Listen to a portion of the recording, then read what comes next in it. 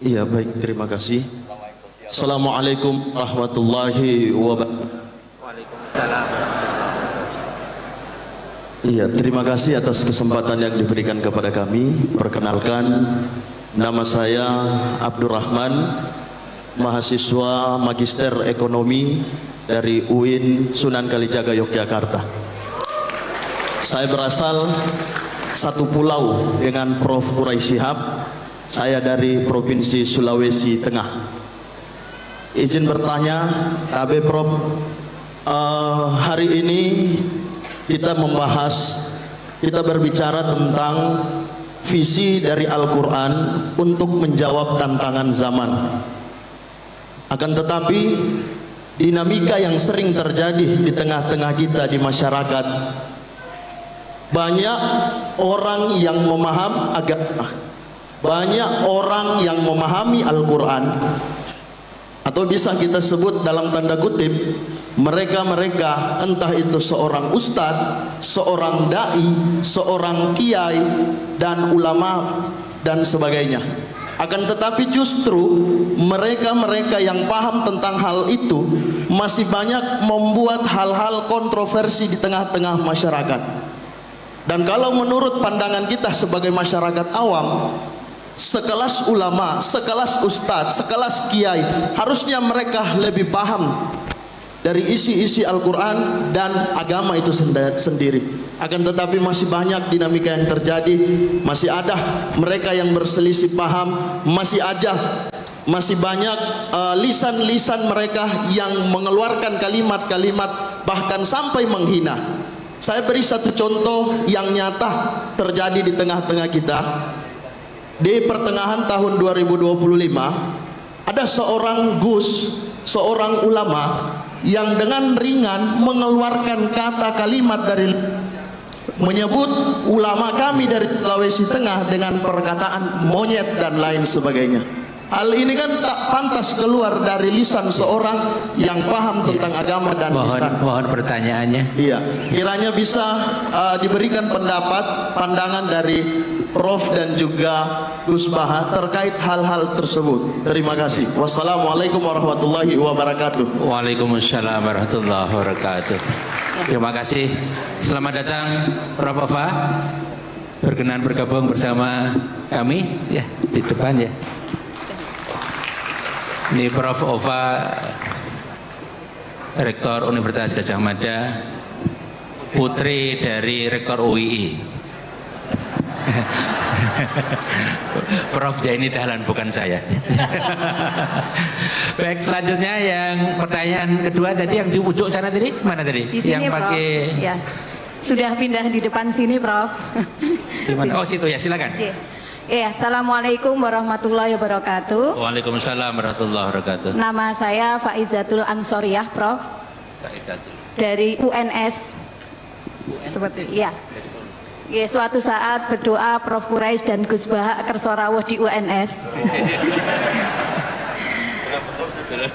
Tadi sempat tersindir karena meninggalkan fardu ain ngajar hari ini.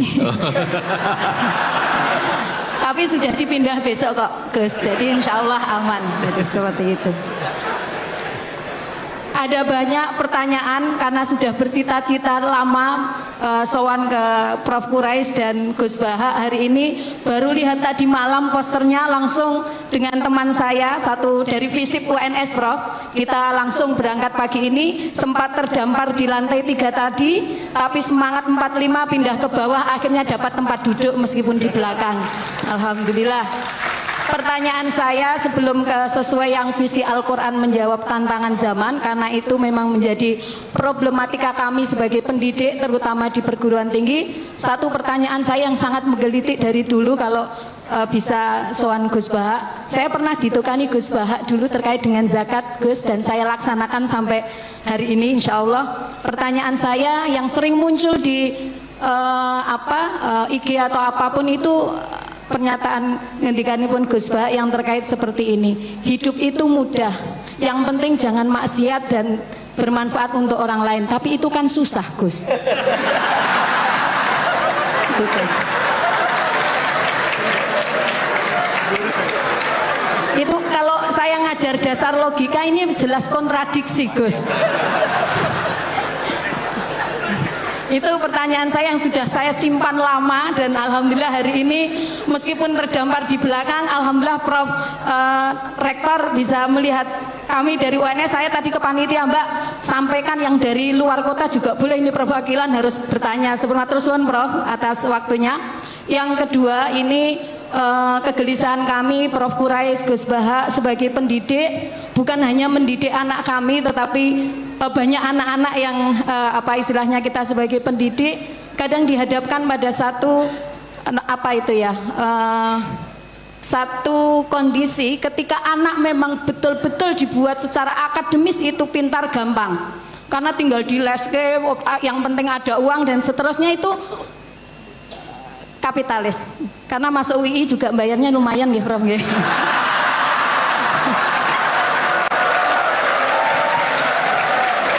Jadi pertanyaan saya secara ringkas seperti ini. Kadang dilema kami sebagai pendidik ditanyai orang tua ataupun di masyarakat, ketika anak-anak betul-betul dididik secara akademis, kadang waktunya habis, tidak ada lagi waktu untuk sosial, apalagi untuk berkenal dengan tetangga, apalagi mengetahui beban orang lain.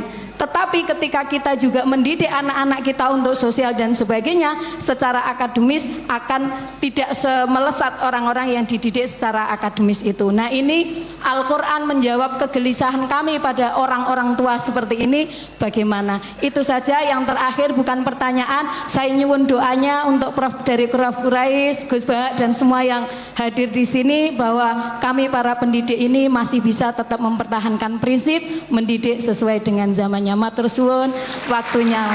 Assalamualaikum warahmatullahi wabarakatuh. Waalaikumsalam warahmatullahi wabarakatuh. Terima kasih, karena tadi UI disenggol, saya senggol balik.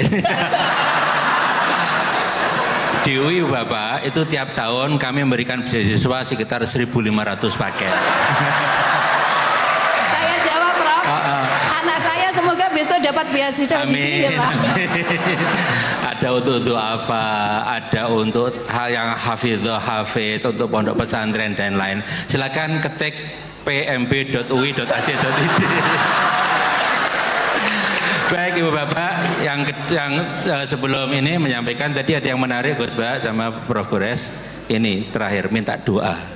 Karena tadi Gus Baha pagi tadi bilang, sekarang sama Kiai tidak minta doa, minta selfie katanya. Nah, ini tadi minta doa, alhamdulillah. Jadi ada dua pertanyaan Prof Quraisy dan Gus Baha. Yang pertama tadi, bagaimana menyikapi situasi ada orang paham agama kok suka membuat kontroversi. Kemudian yang kedua tadi ada dua pertanyaan. Hidup itu mudah, yang penting jangan maksiat, itu kan susah Gus, kira-kira gitu. Kemudian pertanyaan kedua adalah bagaimana ini dilema mendidik anak antara akademik, agama, sosial dan lain-lain. Ya, monggo dimulai dari Gus Baha aja. Ya, yang anak muda. Bismillahirrahmanirrahim. Tadi yang tetangganya Pak Quraisy yang jawab saya, kalau sama tetangga nanti basa-basi.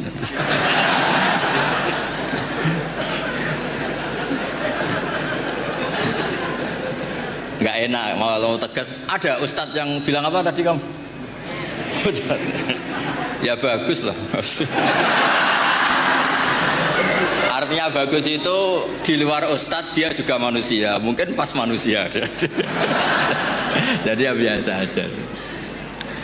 Jadi keunikan agama ini adalah yang maksum, yang terjaga dari salah itu hanya Nabi Muhammad SAW.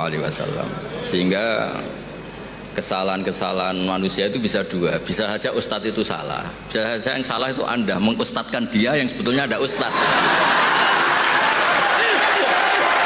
Jadi, mengustadkan orang yang sebetulnya tidak ustadz. Jadi, kalau Pak Quraisy nggak sampai hati karena Anda orang Sulawesi.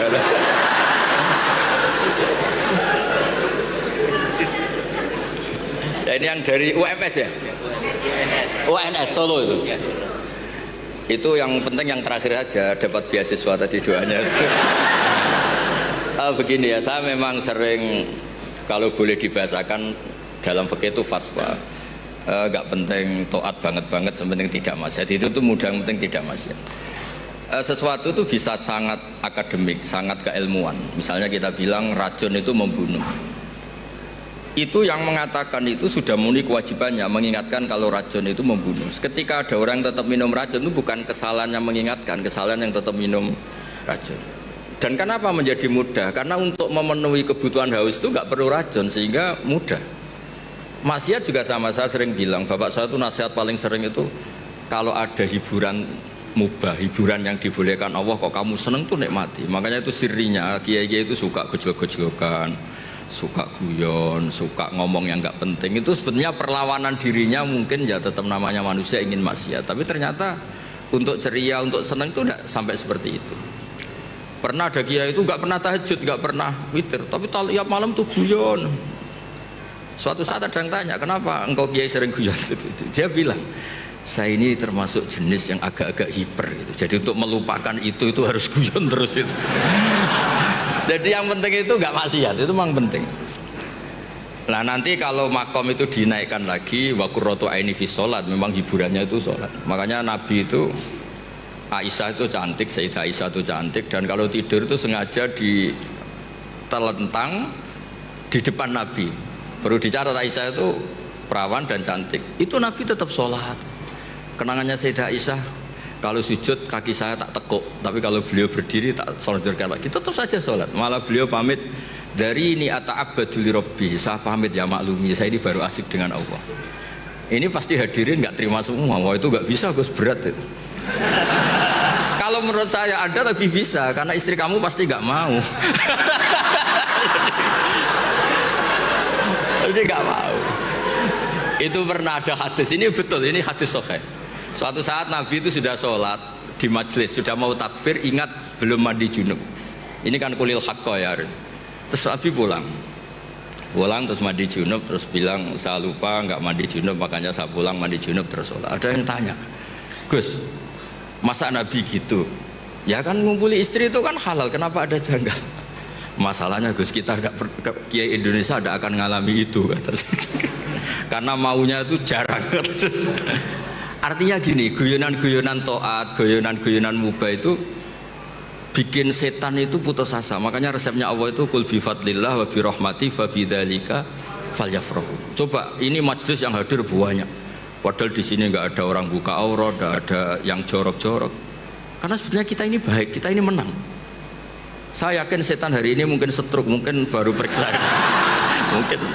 mungkin baru di ICU itu. Karena ya tadi kok bisa kebaikan. Jadi Anda kalau ingin melihat di Quran itu ada ayat inna kaida syaitani kana dhaifa. Setan itu sebenarnya lemah. Kalau setan sukses berarti gak ada orang ngaji, gak ada orang sujud, gak ada orang bersedekah, gak ada orang puasa. Ternyata tambah hari tambah banyak. Bahkan lembaga keislaman itu diuniversitaskan jadi Universitas Islam Indonesia itu tadi.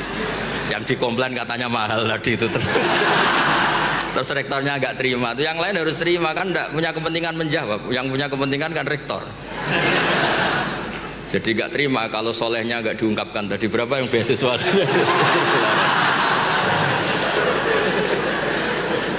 Saya punya riwayat hadis, Abi Quraisy pasti tahu itu. Ada kata-kata gini di beberapa kitab-kitab hadis, tapi model kitab hadis yang model wali.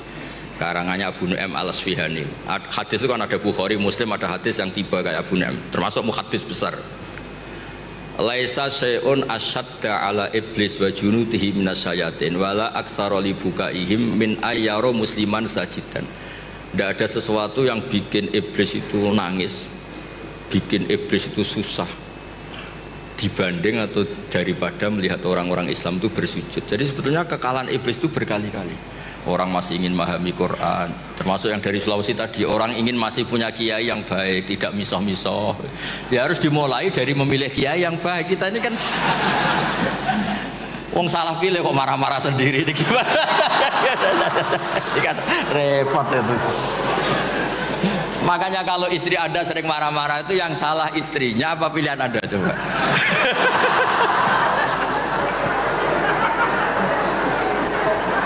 Gimana itu jawabnya itu? Gak usah dijawab Pak Quraisy, kasihan, tertekan betul beliau ini kan.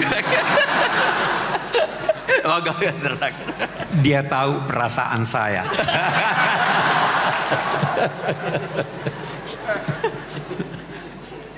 Sudah terjawab semuanya, apalagi yang mau dijawab. Oke, saya berbicara secara umum. Yang pertama dulu, agama ini intinya adalah akhlak. Itu Nabi diutus untuk menyempurnakan akhlak. Akhlak terhadap Tuhan, akhlak terhadap manusia, akhlak terhadap binatang, akhlak terhadap air. Saya maaf, saya tidak buka ini. Saya berdua dengan Gus Baha. Karena kalau sudah terbuka akan dibuang. Kita harus punya akhlak terhadap air. Ya kan? Nah, jadi inti agama ini akhlak. Yang kedua,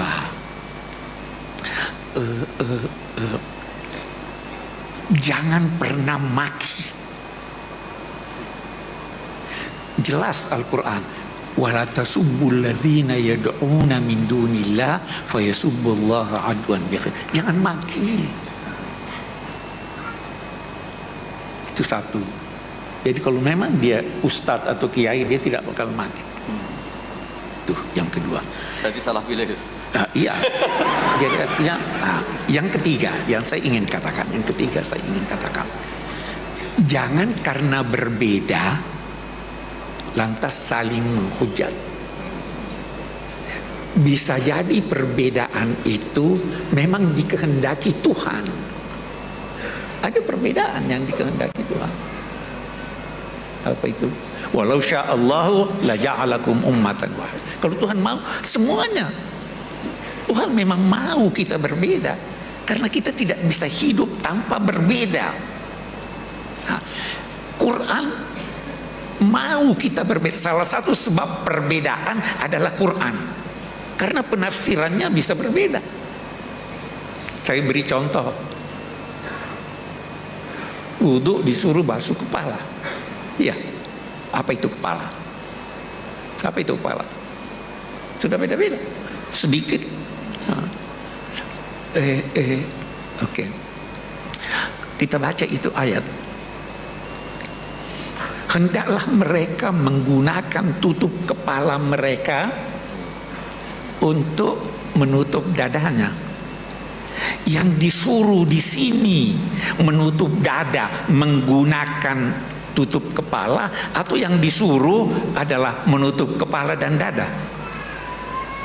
Sudah beda, ya kan?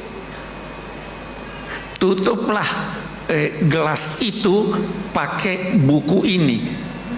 Buku bukan buat penutup, tetapi gunakan itu. Itu sudah itu yang menjadikan orang beda nanti. Ya toh? Dulu kiai-kiai kita itu kan kelihatan rambutnya, karena dia fahami kepala bukan semua kepala. Jadi bisa beda. Jangan kita toleransi. Sedangkan yang terhadap non muslim kita toleransi. Toleransinya itu jauh lebih hebat dari toleransi yang biasa kita dengarkan. Kalau beda pendapat, yang biasa kita dengarkan apa? Pendapat Anda salah, tapi boleh jadi benar. Pendapat saya benar, tapi boleh. Yang diajarkan Al-Quran lebih dari itu. Apa diajarkan? Qul inna au iyyakum la ala hudan au fi dhalalin mubin. Qul la tus'aluna amma ajramna wa la nus'al.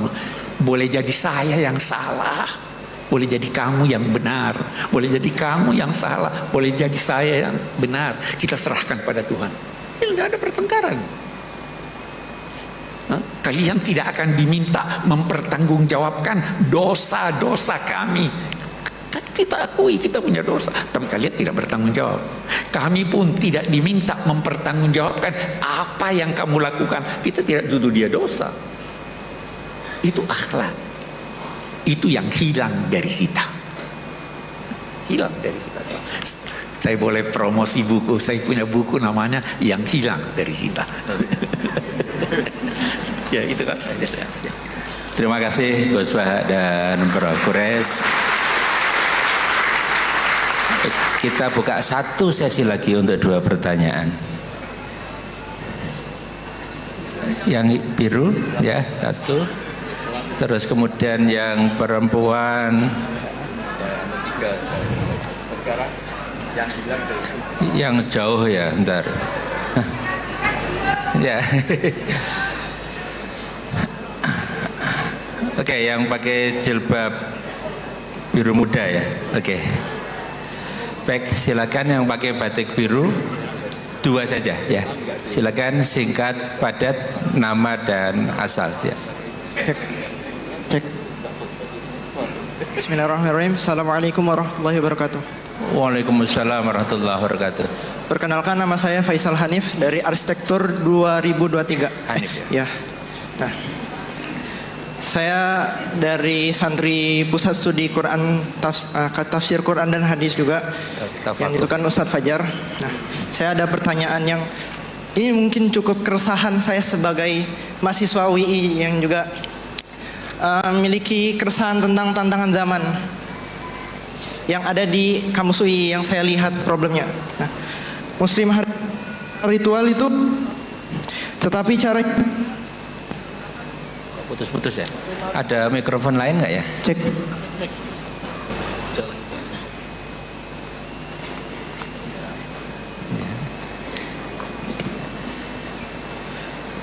Muslim hari ini secara ritual bertauhid, tetapi cara hidupnya menggunakan moral sekular dan pragmatis. Khususnya di kampus saya tercinta ini, terkadang hal ini juga mungkin secara tidak sengaja dipromosikan oleh guru-guru kami yang juga diaminkan oleh mahasiswa. Nah, saya takut bila saja UI itu hanya menjadikan Islam sebatas nama saja.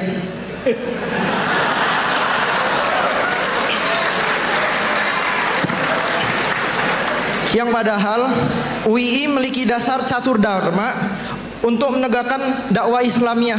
Jadi kayak punya dasar yang kuat untuk menegakkan moral Islam gitu. Nah, apakah panjenengan melihat adanya cara menjembatani antara tradisi modernitas, logika dan visi Quran gitu? Karena ya yang saya cukup resahkan ya di kamus ini, kamus Islam, tapi cukup banyak tantangan moral yang ini tuh bukan Islam gitu. Jadi begitu. Terima kasih. Rektor ya, jauh rektor. Baik, terima kasih Mas Hanif ya. Satu lagi ya Gus Pak ya sama Prof. Kures ya, sana. Bismillahirrahmanirrahim. Assalamualaikum warahmatullahi wabarakatuh. Waalaikumsalam warahmatullahi wabarakatuh. Perkenalkan, nama saya Kusmiatin dari pelosok desa Kabupaten Trenggalek, Jawa Timur.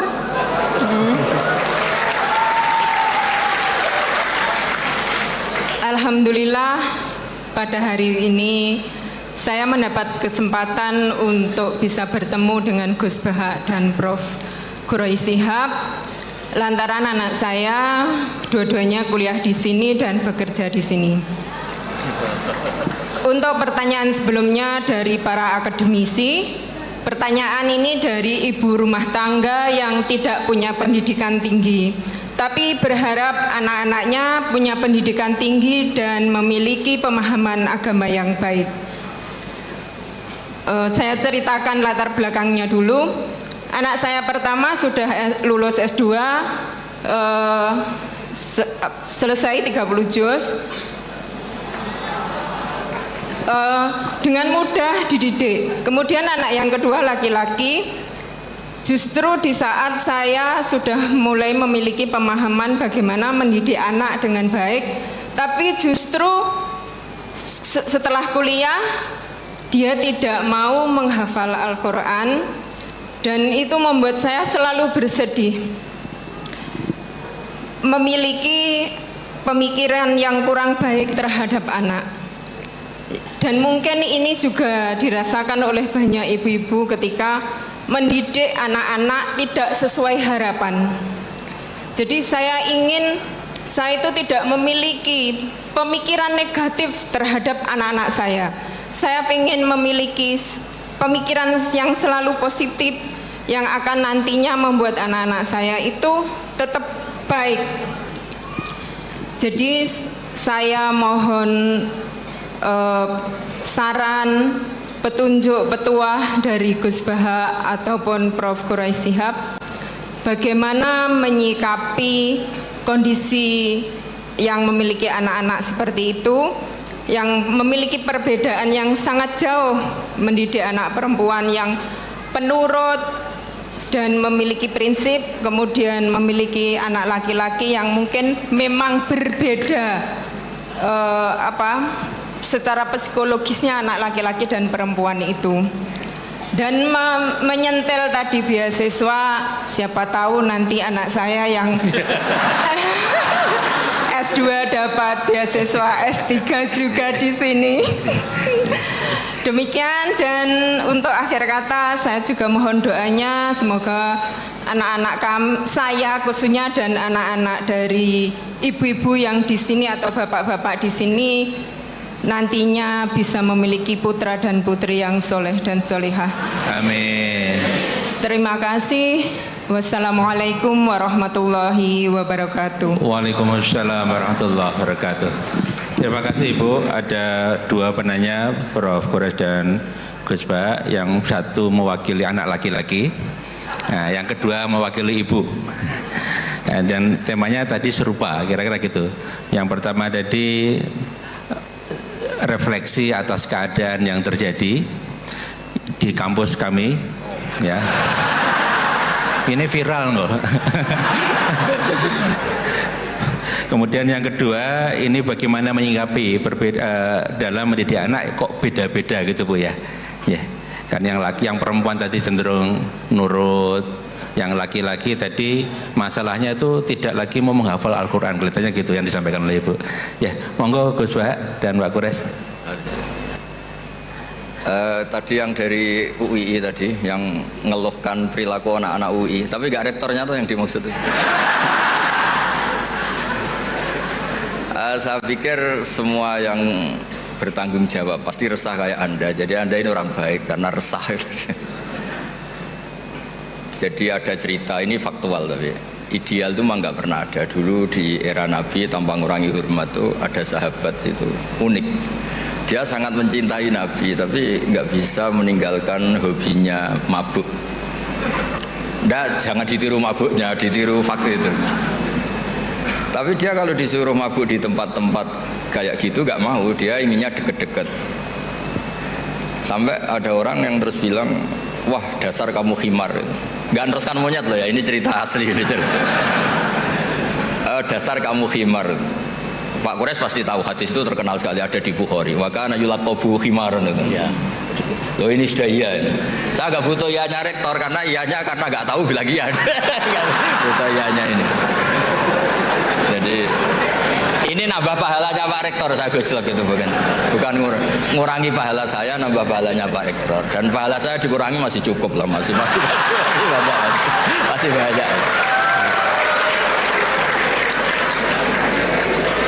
Sampai para sahabat bilang ma'aktsara ma'utiya. Maksudnya kamu sering dikasih sanksi, dikasih apa, masih tetap gitu. Sampai beberapa sahabat gak kuat terus melaknat dia. Terus Nabi ngendikan la tal'anuhu fa inni wallah la ara illa annahu ahabba wa rasulah. Ada yang riwayat illa annahu yuhibbu wa rasulah. Saya kecewa tapi jangan kamu laknati, saya masih melihat dia mencintai Allah dan Rasul. Terus di komentar Ihya, kitab Ihya bilang falam yukhrij Rasulullah bil maksiyah anil mahabbah, itu saya hafalkan betul hadis itu. Nabi tidak mengeluarkan dia dari status mahabbah, mencintai kebenaran meskipun dia masih salah. Jadi di antara kebaikan agama ini memang selalu berharap. Mungkin anak-anak kita sekarang nakal, nanti enggak. Ini sekaligus jawab ibu-ibu tadi. Kalau ada gugat anak-anak, terus mereka gugat, gimana kok saya ditegur punya ibu ini, juga repot. Jadi repot juga kan. Jadi kadang-kadang orang itu senangani gugat anak. Kalau anak kita gugat orang lain punya ibu menteri, punya ibu dosen, saya kok punya ibu gini, ya repot juga kan. Jadi makanya dikurangi lah ngomplain-ngomplain anak. Kalau kita dikomplain balik juga repot. Jadi Artinya ya hidup itu memang nggak pernah ideal, meskipun itu di zaman Nabi. Makanya kata ulama, yang ideal itu nabinya. Kalau zaman mulai dulu ya sama, di Mekah dimusuhi kafir Mekah, di Madinah dimusuhi orang munafik. Ya tetap saja ada saja yang namanya problem. Karena dunia ini liyabluwakum ayyukum ahsanu amala. Saya sering cerita di mana-mana dan ini nyata, ada kiai yang sangat khusyuknya itu nggak pernah mau punya penanya atau santri cantik. Kalau ada orang cantik nggak mau nerima, kalau orang jelek itu mau dia. Tak tanya kenapa? Wah, kalau saya cantik, saya takut syahwat, takut birahi. Kalau jelek merongos kan enggak. Terus saya bilang ini dasar kiai amatir, kata saya. Kenapa kok amatir, Gus? Kalau melihat perempuan cantik itu dosa karena birahi, menghina perempuan jelek itu ya dosa karena menghina. Sama-sama dosa. Ada juga kiai itu yang berteman terus sama orang kecil, takutnya kalau berteman orang kaya itu tamak. Ternyata apa? Gara-gara berteman orang kecil mainnya suruh saja, nyuruh-nyuruh terus. Akhirnya dosa kamu istibat, menghambakan orang lain, memperbudak orang lain. Jadi sama, sebenarnya problem semua. Makanya ini cerita Pak, ini mumpung ada Bu Ova Putri Pak Zeni, saya itu kalau berteman, kalau nggak ditakdir Allah nggak mau. Karena kalau saya milih, oh gara-gara rektor UGM saya mau berteman, nanti kena hisab saya. Makanya ulama itu agak-agak angkuh, al ilmu yuk ta'ala. Jadi kalau Allah yang milih itu yang tanggung jawab Allah. Tapi kalau saya yang milih, saya tuh banyak punya teman jadi menteri. Padahal dulu kayak teman-teman Pak Fatul Wahid yang di Kudus yang jadi menteri. Tapi saya nggak pernah mau. Alasan saya tadi, kalau saya yang ikhtiar nanti tanggung jawabnya ke saya. Tapi kalau Allah yang menentukan, tanggung jawabnya di Allah Subhanahu wa Ta'ala. Makanya dalam ilmu tasawuf ada kata-kata kun muradan wala takun muridan. Karena sekali kita yang berikhtiar, kita yang disuruh tanggung jawab. Ya, jadi untuk ngelola anak, ngelola istri atau ngelola suami sama itu tetap inna min azwajikum wa auladikum aduwwal lakum. Ada sisi mungkin kita nganggap anak, suami atau istri itu problem, tapi kata Allah wa in ta'fu wa tasfahu, kalau kamu anggap legowo dengan fakta-fakta yang kita. Karena kalau kita tidak legowo, itu zaman Nabi itu ya ada sahabat yang enggak tadi sampai wa kana yulaqabu khimar, itu redaksinya sampai gitu. Dulu sahabat antara Ali dan Muawiyah atau Sayyidina Ali dan Sayyidina Muawiyah itu ya perang, konflik. Sayyidah Aisyah dengan Sayyidina Ali ya sering salah paham. Jadi hidup itu gak pernah ideal. Yang ideal nanti setelah di surga. Ya sudah, mau apa coba. Saya cerita yang lucu tapi ini nyata. Nabi itu kalau ada halah, ada itu nangis, ingat Khadijah. Padahal ini hanya teman atau saudara ini. Aisyah cemburu. Ya Rasulullah, kenapa engkau ingat orang yang sudah tua padahal sudah diganti yang lebih muda? Khadijah disebut ajus, tua sekali. Gantian Sayyidah Fatimah tersinggung, ibunya disebut ajus, tua sekali. Dan selalu Aisyah itu bangga karena istri cantik, muda. Terus kata Nabi, kamu ingin supaya Aisyah tidak jumawa sama ibu kamu Khadijah? Ingin ya Rasul. Itu Aisyah dibilangin, secantik-cantik kamu itu dapat duda, setua-tua ibu saya dapat berjaga. Jadi kadang Nabi itu ya asik saja, Kak. Ya gak serius-serius banget. Semenjak itu Sayyidah Fatimah Aisyah terus gak pati jumawa banget itu. Karena ternyata iya saya dapat duda. Khadijah janda dapat berjaga gitu. Jadi khazanah Quran, khazanah hadis itu cukup lah untuk. Jadi tadi yang saya katakan wakana yulaqabu khimaran itu ada di Sahih Bukhari. Pak Kores pasti tahu betul. Sekarang tahu Pak Rektor karena sudah dikasih tahu. Itu ada di hadis Bukhari, nanti dicari. Oke, silakan. Apa lagi sudah dijawab terkait dilema mendidik anak. Oke. Baik. Ada ucapan Sayyidina Ali yang saya kira kita perlu perhatikan semuanya. Beliau berkata, "Allimu auladakum fa innahum khuliqu fi zamanin ghaira zamani." Didiklah anak-anakmu dengan kesadaran bahwa mereka itu lahir, tumbuh, berkembang pada zaman yang berbeda dengan zaman. Jadi jangan mau menjadikan anak itu seperti Anda. Kasih dia pertama ini. kasih dia kebebasan untuk memilih apa yang disenanginya selama itu tidak melanggar agama. Anak saya tidak ada jadi kiai, tidak ada belajar agama, tidak ada. Saya tanya, ini mau hukum silahkan, mau psikologi silahkan, mau komputer silahkan, karena semua ilmu itu baik. Yang menentukan anak itu apa keinginannya, apa bakatnya, kita tinggal mengarahkan. Yang kedua, Bu, jangan bedakan antara anak lelaki dan anak perempuan. Perempuan itu tugasnya di dapur, anak boleh pergi. Kamu tidak boleh keluar, kamu perempuan. Laki-laki silakan. Jangan beda. Tolok ukurnya itu agama. Tidak membedakan bukan berarti harus sama. Tidak membedakan dalam perlakuan berlaku adil. Tidak membedakan dalam perlakuan memberi biaya yang dia butuhkan, yang wajar untuk dia. Anak laki saya tidak belikan emas dan perak. Tapi anak perempuan, karena itu adalah kebutuhannya. Jadi jangan berkata bahwa oh ya kamu sudah saya beri dulu ini sekian, anak laki minta tidak. Yang ketiga, yang terpenting, bersahabatlah dengan anak. Jadi kalau mau anak taat, bersahabat. Karena kalau tidak bersahabat, dia punya problem, dia ceritakan pada temannya yang tidak mengerti. Tapi kalau bersahabat dengan dia, dia akan menyampaikan saya begini, bisa dibimbing oleh orang tuanya. Karena itu sering-seringlah diskusi, bercanda, apa segala. Pokoknya jadi sahabat supaya dia mau. Saya kira itu yang saya usahakan untuk terapkan dalam keluarga. Mudah-mudahan. Dan satu hal, selama masih ada, ini boleh jadi kita beda.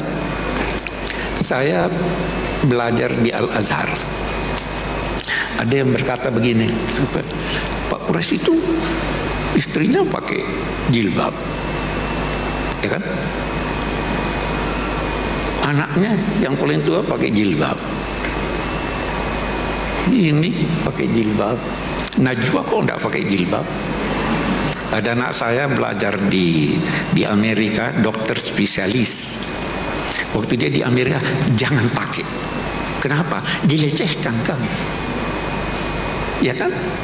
Ada enggak pendapat? Ada jawabannya. Saya Najwa, Abi, saya harus pakai jilbab. Terserah kamu. Ada pendapat begini, ada pendapat begini, ada pendapat begini. Saya tidak mau paksa, karena beragama itu jangan dipaksa, harus kesadaran, ya kan? Bersahabat. Terus itu yang dia jawab. Tuhan tidak bertanya 5 tambah 5 berapa, karena jawabannya cuma 1. Tuhan bagaikan bertanya 10 berapa tambah berapa. Kita bisa beda-beda. Ya kalau dia mau begitu dan itu dia sadari dan memang ada yang berpendapat begitu, silakan. Saya tidak bisa paksa. Dia sudah bertanggung jawab sendiri. Anak saya yang laki sekolah di Australia di bidang komputer. Setelah selesai, saya masih ingin dia lanjut. Tapi dia sudah tidak mau lanjut. Saya mau berbisnis, sudah mau ini. Ya silakan. Jadi jangan paksa anak, tetapi kalau mau sadarkan dia sehingga dia. Nah, kenapa dia sadar? Karena dia bersahabat dengan Anda, karena Anda bersahabat dengan dia. Saya kira itu kunci yang saya bisa beri sebagai jawaban. Terima kasih. Terima kasih Gus Baha dan Prof. Quraisy. Baik, terakhir ini saya ingin bertanya Gus, yang terkait dengan yang tadi Mas Hanif tadi, boleh? Jadi kadang kawan-kawan, ya kawan-kawan dosen itu kan kadang sampai pada kondisi tertentu, kok masih ada mahasiswa yang gini ya, kira-kira gitu. Kemudian saya jawab gini, wong sudah diminta pesantrenisasi, ada pelatihan macam-macam, masih ada yang kelewat, apalagi tidak gitu loh. Supaya teman-teman itu tidak